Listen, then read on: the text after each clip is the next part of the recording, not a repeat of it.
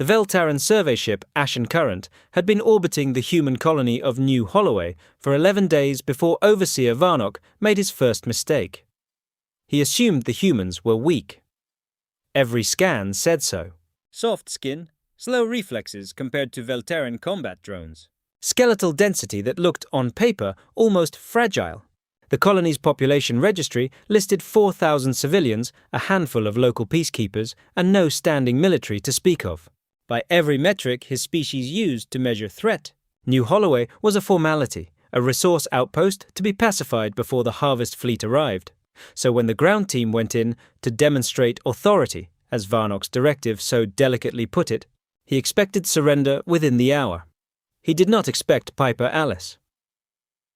Piper was 34, a mine foreman with a bad knee and a 9-year-old daughter named Mia. He was not a soldier. He had never fired a weapon that wasn't a nail gun. When the Vel'tarran landers came down over the processing plant in a wash of blue light and the ground crew scattered, Piper didn't run toward the exits like everyone else. He ran toward the collapsed loading bay, where 3 workers were pinned beneath a support beam that had come down when the first shockwave hit. The beam weighed, by any honest measurement, around 600 pounds. Piper got his shoulder under it anyway.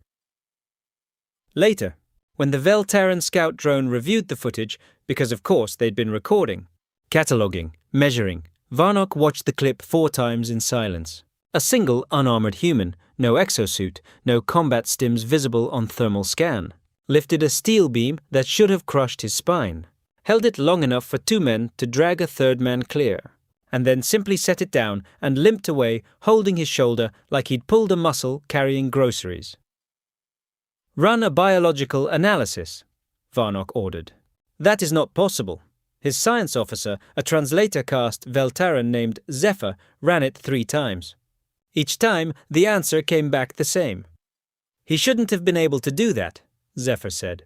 "His muscle-to-bone ratio doesn't support it.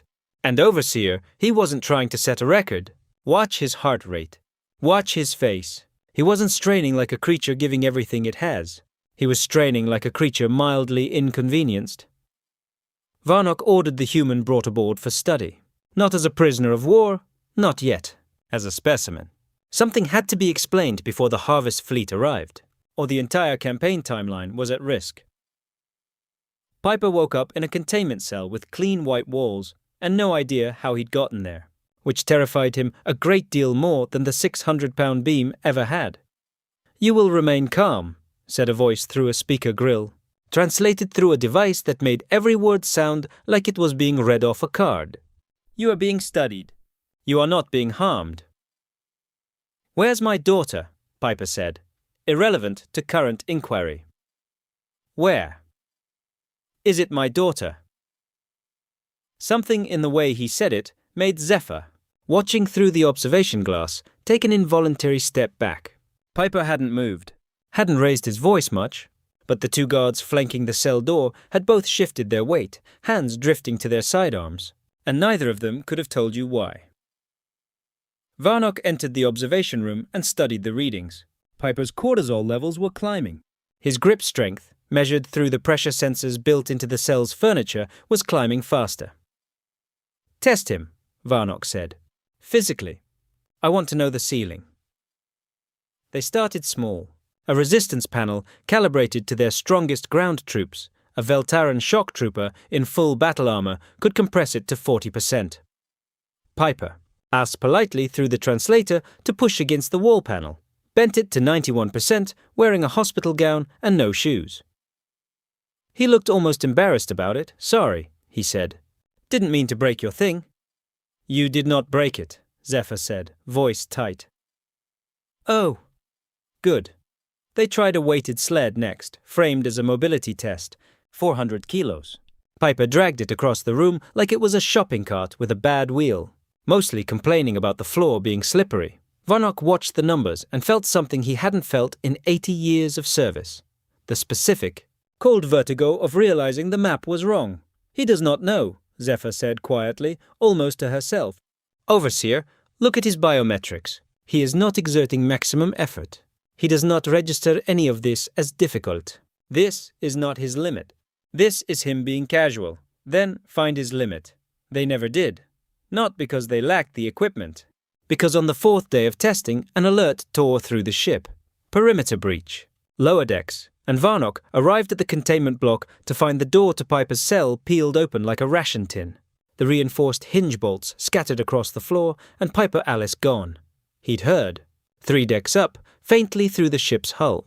A sound the translator hadn't been built to render. A child crying. Humans. Small. Mia had been brought aboard the same day, in a separate holding section, for comparative developmental study. Nobody had told Piper. He'd found out anyway, heard something in the frequency range his handlers hadn't accounted for, in a species they'd catalogued as having unremarkable hearing.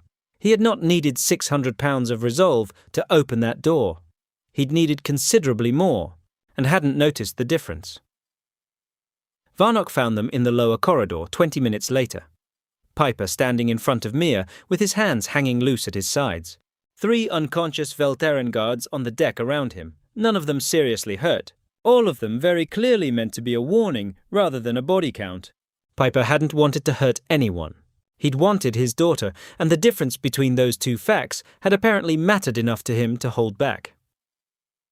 Varnok understood, in that moment, precisely how badly his species had miscalculated. They hadn't just misjudged human strength.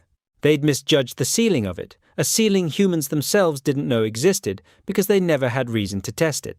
Every human being in that colony had spent their whole life believing they were fragile. They lifted cars off trapped children and called it adrenaline. They swam miles in freezing water to save strangers and called it panic. They had never needed a species like the Vel'tarrans to tell them how strong they were, because they'd never needed to know. That was the terrifying part. Not that humans were strong, that they had no idea just how strong, and it had never once occurred to them to find out, until someone they loved was in danger. Varnok lowered his weapon. "Take them home," he said. "Both of them. All of them. Recall the harvest fleet." Zephyr stared at him. "Overseer, the campaign is over," Varnok said. Watching Piper Alice lift his daughter, gently, so gently, like she was the only fragile thing on the entire ship, and hold her against his chest. "We were never fighting a species with a strength ceiling, Zephyr. We were fighting a species that had simply never had a reason to reach it." He turned away from the glass. "Let's not be the reason."